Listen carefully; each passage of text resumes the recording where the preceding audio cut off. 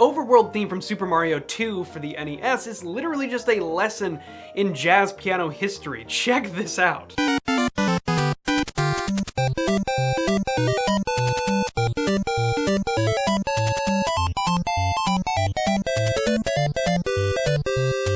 That is so great, and it is so reminiscent of the styles that came about in early jazz piano playing. And what I think is so cool about this overworld theme is that it passes through a couple of different sections that have slightly different styles that I think point to different aspects of the early jazz piano styles that ultimately went in two different directions. Let's check it out. It is November, and that means we are getting ready for another massive Black Friday event. If you want to know the details of the absolutely insane deal we're going to be running this year, and if you want to get some free lessons and sneak peeks from the bundle, click the link in the description or scan the QR code and go check it out.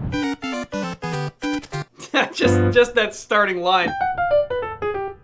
One big 5 chord. And that, of course, is setting up our home base of C major, and we get this chord progression.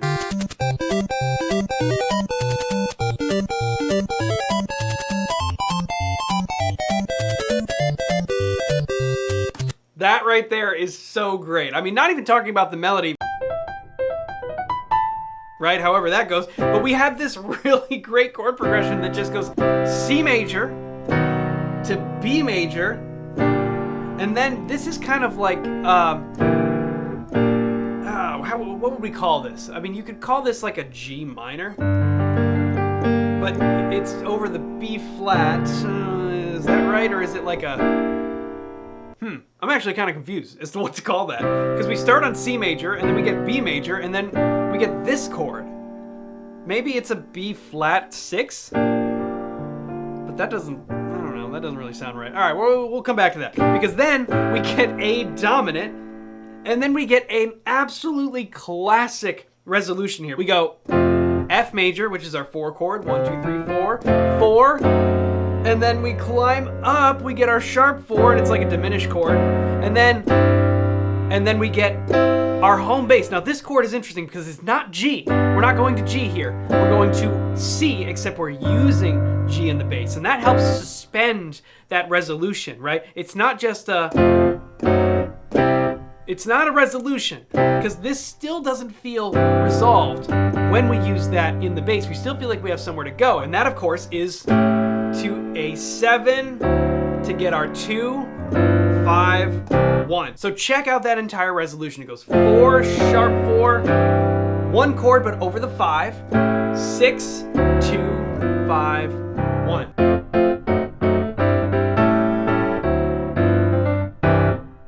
An absolutely classic sound, particularly in early jazz piano styles. Now, what are these styles that we're talking about? Well, the first one that came to mind is stride. Dating back to the early 1920s, stride was a style of piano playing that developed from ragtime. And of course, when we talk about ragtime, we obviously have to talk about Scott Joplin.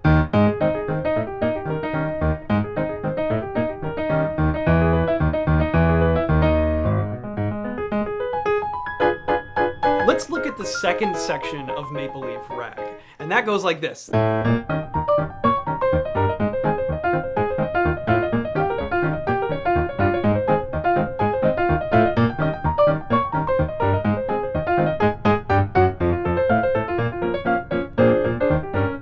In particular, I want you to take note of what I'm doing in the left hand.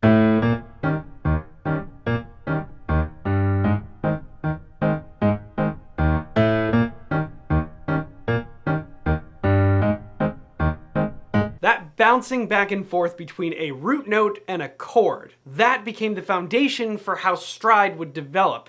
Instead of utilizing pre-written composed lines like we see in most of Scott Joplin's work, we were now going to substitute those pre-written lines for improvisation and other melodies that started to sound more like what we think of as jazz today. And players like James P. Johnson, Jelly Roll Morton, and Fats Waller pioneered this style, and we can hear this exact thing going on in their playing.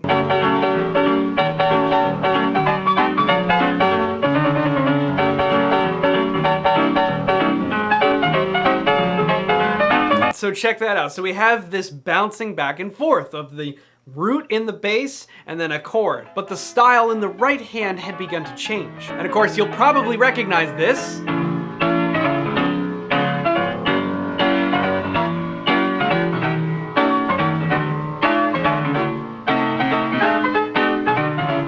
key differences between the left hand of ragtime and the left hand of stride is that stride started to cover greater distances on the piano. So where we see all of this is happening right here, the jumps are not that big, but as soon as we enter into the world of Fats Waller, for example, we see some pretty massive changes.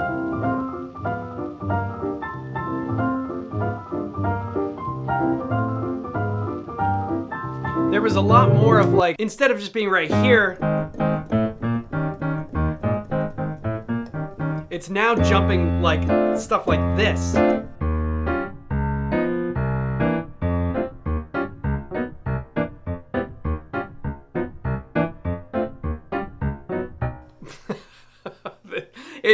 It's if you're not practiced with it, it's really hard to do, because you've got to imagine that you're just gonna jump right onto these different shapes and then speed up the you can't really think about it. You just have to know, oh, I'm going for this right here, and then you kind of just have to stab at it.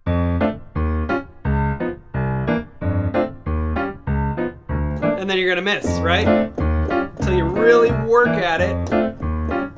And then eventually you'll get it down, stuff like that. That was what stride looked like. But to tie this all back to the Super Mario theme, check this out. Then we get this second section, which brings up a different avenue of the development of piano styles, and that is the development of Boogie Woogie. Now, Boogie Woogie was a slightly different development. It occurred around a similar time, but whereas stride went off into the jazz world, Boogie Woogie laid the development for a lot of rock and roll. It was characterized by a different type of left hand, and that's what we hear in this Super Mario theme. We hear this.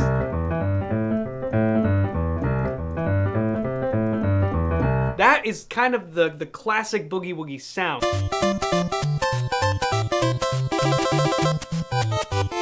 Yeah. That is so sick. Okay, so the chords here, very simple. C major, D dominant, G dominant, that's it. Go back to C major right there. But we hear this hint at this different type of bass line, and that is really, to me, pointing towards this Boogie Woogie style, which classically what we'd hear is...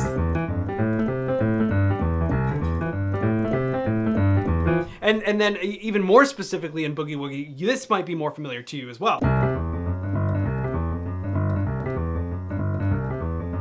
And whereas stride comes out of ragtime, Boogie Woogie is more of a blues-centric style, with some of the prominent players being people like Lux Lewis and Albert Ammons.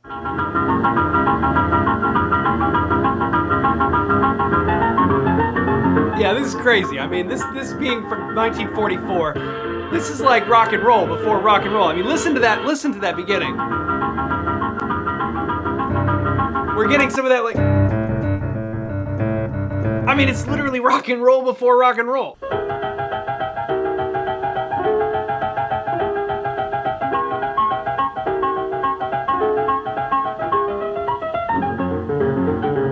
Listen to that left hand.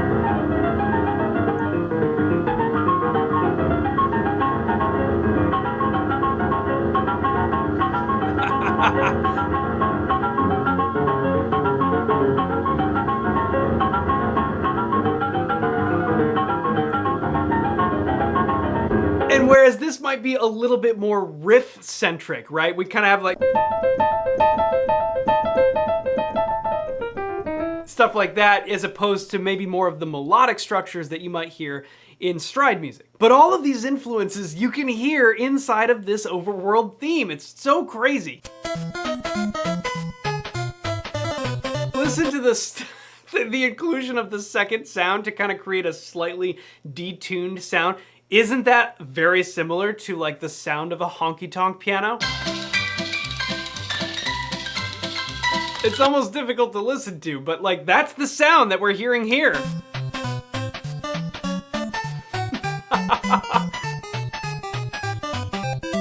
And then we go back to the main theme.